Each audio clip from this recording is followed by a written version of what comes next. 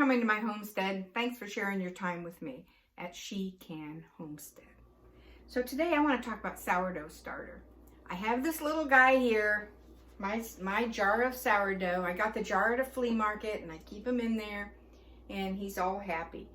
I don't put him in the fridge because he seems sad in the fridge. And I like him out, and I like experimenting with sourdough. I make bread, but I make other things too with it. And I want to talk today about all the uses that I found for the discard sourdough starter so that we don't waste our sourdough starter. Every time you throw sourdough starter away, you're throwing away flour. And with the price of flour nowadays, we don't want to waste it. So there are uses for it, and we'll go over them. So stick with me and let's see what we find.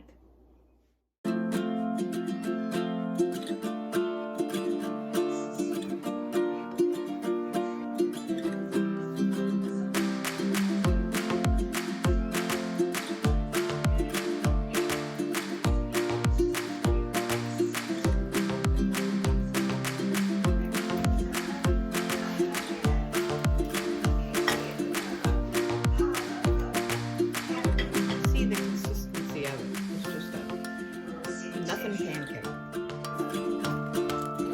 Alrighty, come on, girls.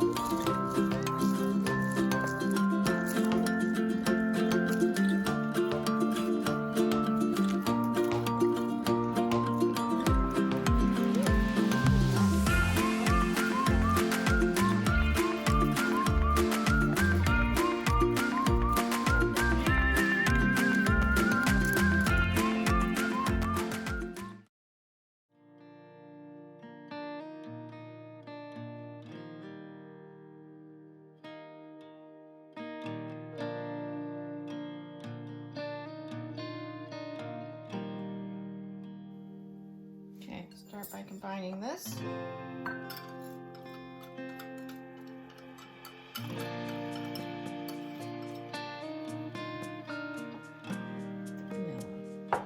Just combine it all. I just combine it all.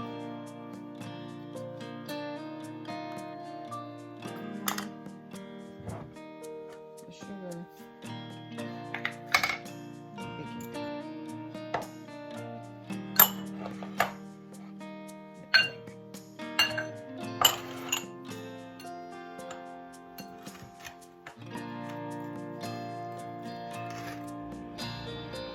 When you look at this, you can see the bubbles forming on the surface, and it's sat for a little bit. My griddle's heated up, so now we can start making our pancakes.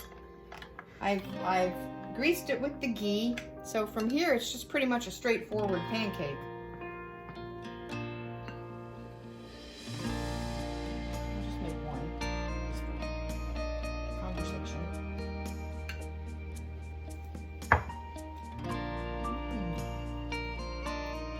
Tangy. What you're gonna have is tangy, slightly sweet, just a tasty little pancake.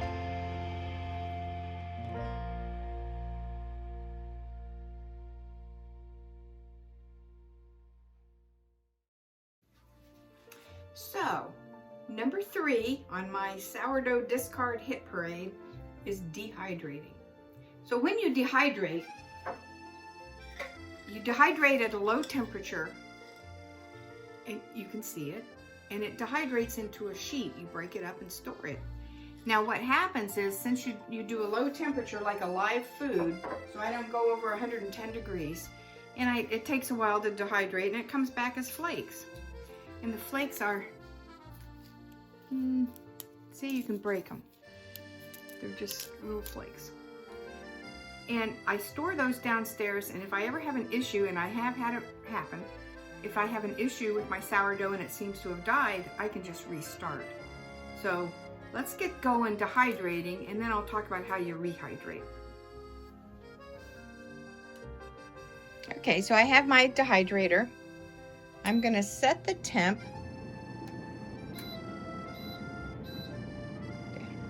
to 109. I'm using a tray, see, but you can use a Paraflex sheet, anything you would use to make a fruit roll-up. You can use to lay out your starter to dehydrate. Okay, so I have a tray. I have an offset spatula to spread it. And I have my sourdough starter that I took out this morning. Pour it on the tray and then just spread it around. Okay, so we just spread it around. Just get it as thin as, you know, comfortable. It usually takes me, I leave it in for a few hours. I check it about 2 hours in, and I kind of start scraping it up and flipping it so the underside can also dry, and it helps speed up the process.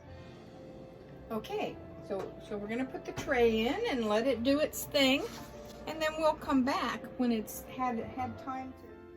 Okay, we're on the next day. This is the next morning, and it's done. I've turned it off. I've let it cool down a little bit. So you can see it, it's all flakes. It's a whole lot of flakes. So what I'm gonna do. Okay, so let's reconstitute. So what I do is it's a clean jar, and I put in 50 grams to start, right around 50 grams.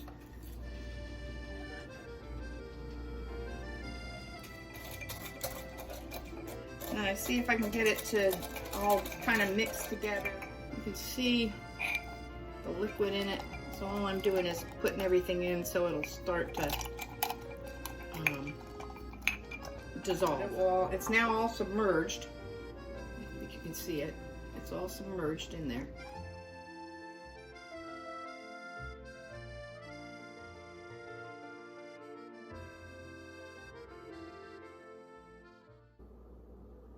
Okay, so number 4 on the list of what to do with my sourdough discard is crackers. So we're gonna make some rosemary crackers with sourdough starter.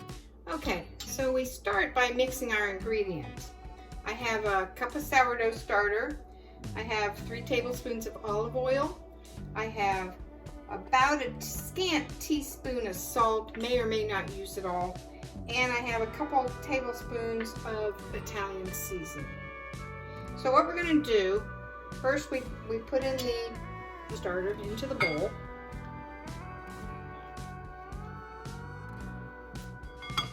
And add the other ingredients. Save a little bit of your seasoning to sprinkle on top, but otherwise everything goes into the bowl. And I'm going to save out some, oh well, so much for that.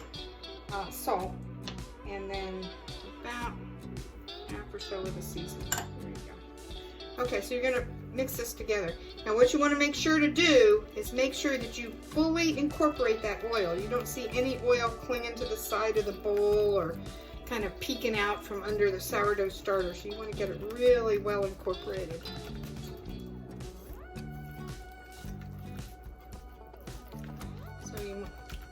So that's looking pretty good. Okay, so now I have a parchment sheet lined half sheet tray. And we're going to pour this on and spread it out. I put a thing down here just to weight it down a little bit because the parchment seems to like to move. So this way I can get it poured onto the sheet first and get it weighted down. And then we'll start spreading. Let me get it all out of the bowl.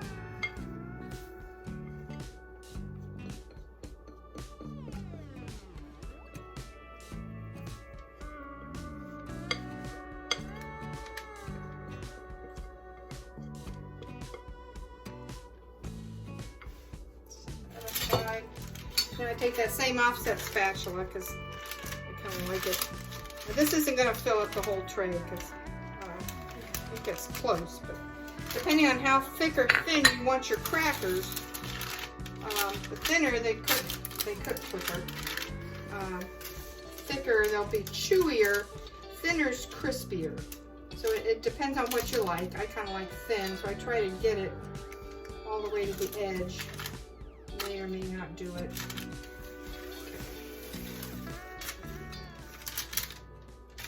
And you just keep working it until you get it all nicely spread out. And I'm not even sure we need to sprinkle anything on top, as thin as this is going.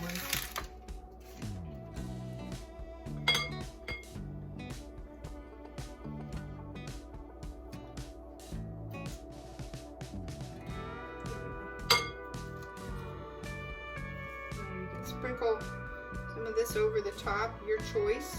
If you want to do that, you can sprinkle something else. Some people like to put salt on. I think I've got enough salt in here where I don't need to do that. So I'm not going to do it. And I think we're good. So let me put some mist.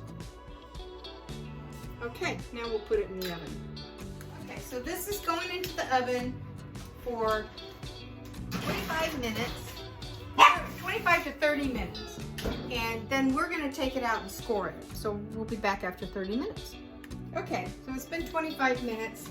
I'm gonna take a look at them. I think they look good. They're starting to brown around the edges. But if you look, they look real nice. So I'm going to pull the parchment paper off the tray onto this cutting board.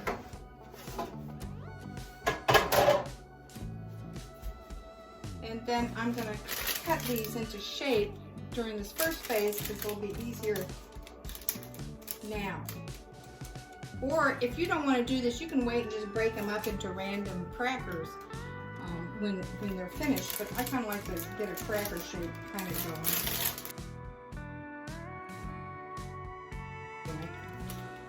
Okay, so now I'm going to put it back on the pan. What I kind of like to do, but these are breaking up more than usual. They're a little thinner than usual, so I like to kind of turn them over. There you go. Put them in for another 10 minutes or so and see how they look.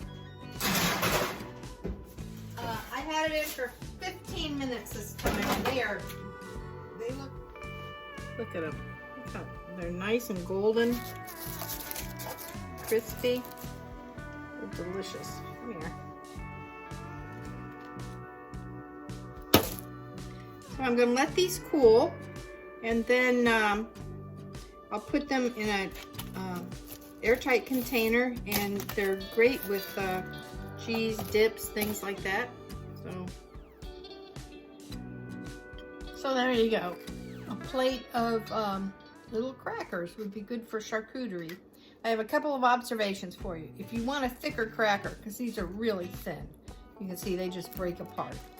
If you want a thicker cracker, I would double the recipe, spread it out on the parchment, and you may need to cook it longer. The other thing is I would score it earlier than the first round, the 25 minutes. I would probably go in about 15 minutes, score it while it's still a little soft, and it would be easier to get scored into neater squares. But other than that, this is very tasty. It's got kind of a tangy taste to it, and you can taste the salt. The salt was the right amount. You know, some people don't like salt, but it's just enough to give it a flavor, nice flavor, and whatever herbs you use will come out in this very nice. So that's it. That's my 5 examples for how to use sourdough discard. The best being making bread. I use it all the time. I use it in everything, even boxed cake mixes. I throw sourdough starter in everything. So I hope you got something out of it. If you want to go deeper in any of the things we discussed today, just leave me a comment below and we'll do a deep dive into it. And be sure and come back and share my adventures. And thank you for joining Grandma Peaches on She Can Homestead.